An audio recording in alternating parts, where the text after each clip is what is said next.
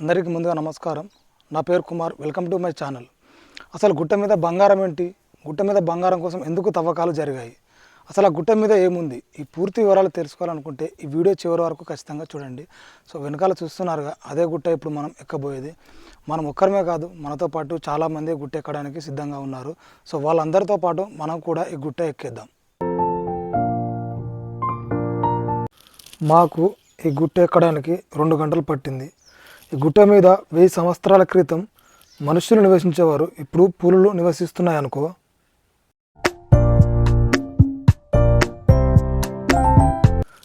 ఈ గుట్ట మీద రాళ్లతో నిర్మించిన కోట ఉంది. దానితో పాటు రాళ్లతో నిర్మించిన ఇల్లు కూడా ఉన్నాయి.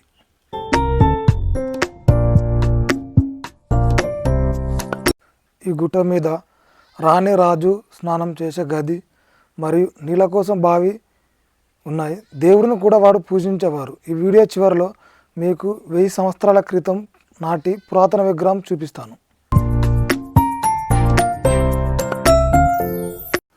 దండయాత్రల వలన ఇక్కడ రాజు మరియు ప్రజలు వారి యొక్క ఆభరణాలు మరియు నగలను ఇక్కడ భూమిలో పాతిపెట్టి పారిపోయారంట.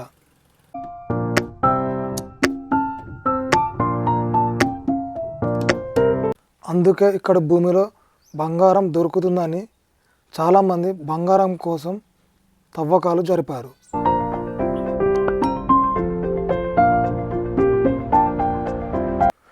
మీరు వీడియోలో చూస్తున్నారుగా, ఇదే 1000 సంవత్సరాల క్రితం నాటి రాయిపై చెక్కబడిన విగ్రహం.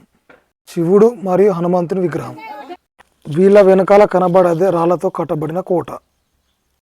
కనుక ఈ వీడియో నచ్చినట్లయితే మన ఛానల్ని సబ్స్క్రైబ్ చేసుకోండి.